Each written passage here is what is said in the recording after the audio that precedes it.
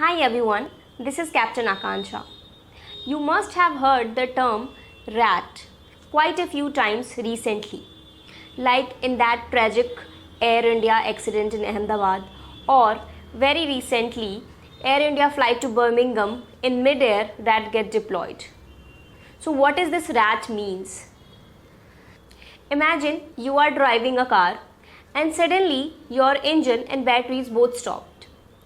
In that case, if you will have emergency backup power source which will help you to steer the car or applying the brake.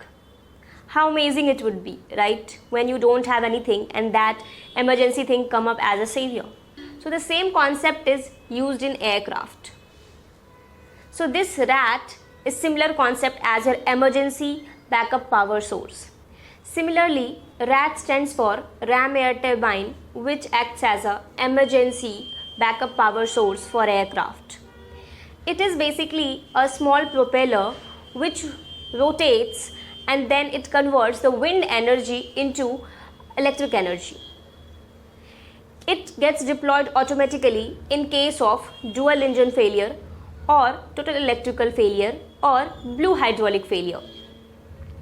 And in those situations, it will help you with the basic instruments like radio, instruments and flight controls.